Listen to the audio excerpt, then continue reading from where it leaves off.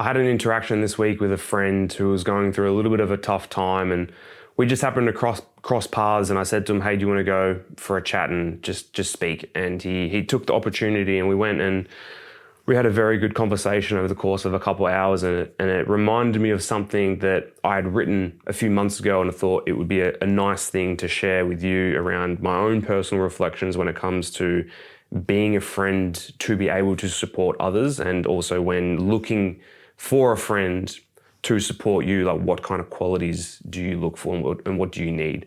I titled it The Power of Presence. A friend comes to you in their moment of despair. They know what you have been through and how you have overcome difficulties in your own journey. They look at you with admiration as someone who is a beacon of light in their moment of darkness. They admire you, respect you deeply, and seek your guiding support. In this moment, you are there for them to offer words of encouragement and take this as an opportunity to bestow wisdom on them from your lived experiences.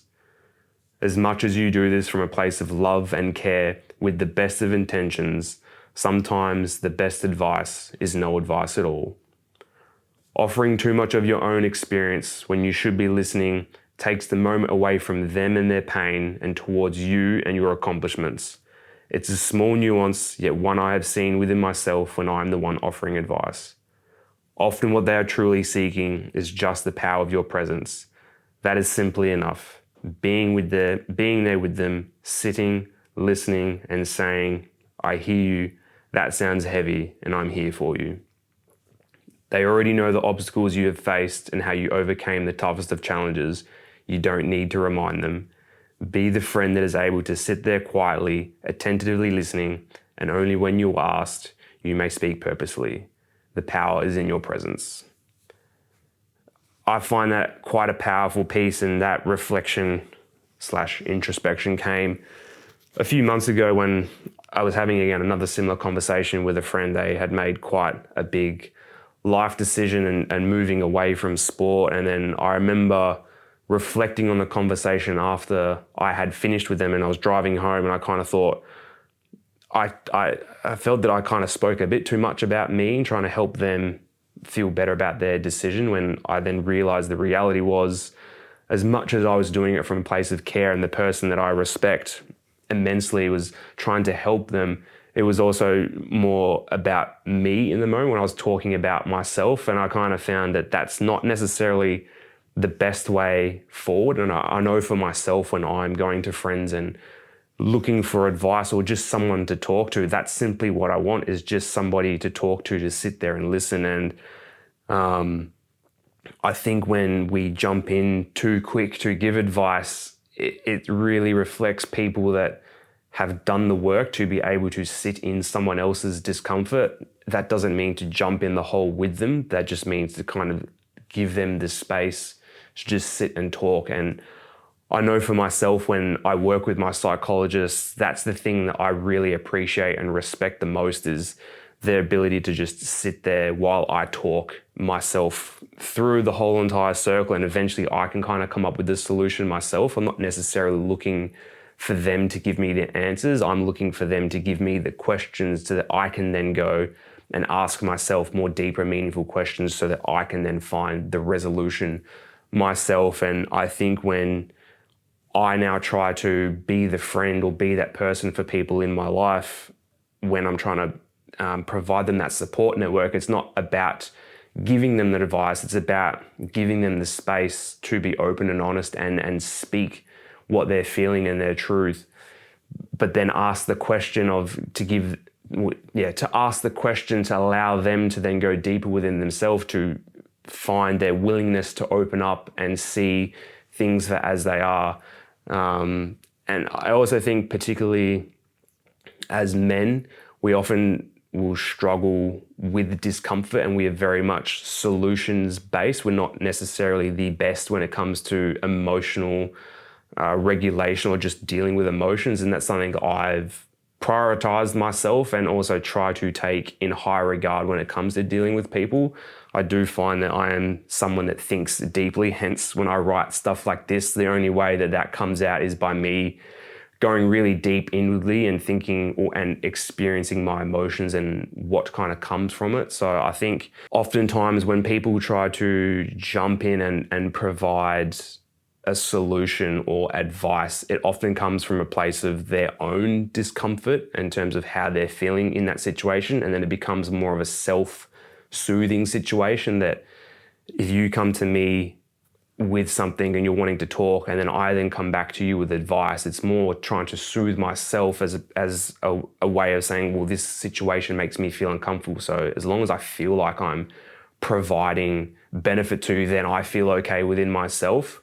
Whereas the true challenge, which is the difficulty, is to actually sit in silence and sit there quietly and let them speak and let them showcase their hurt and their pain. And then when they come to you and ask, what would you do or how would you go about this? Then that's your opportunity to come in and provide the questions that you may have heard, because you're not in the moment with them. You have the advantage of being able to see a little bit more broadly what their perspective is, but then ask the more deeper question to them to help aid them and be that friend in the supporting moment. And there's a few really wonderful quotes that I remember hearing a long time ago around Anna Mears was doing an interview with someone, and someone asked her, what's the best advice you would give someone? And she said, I wouldn't give any advice, especially if it's unsolicited.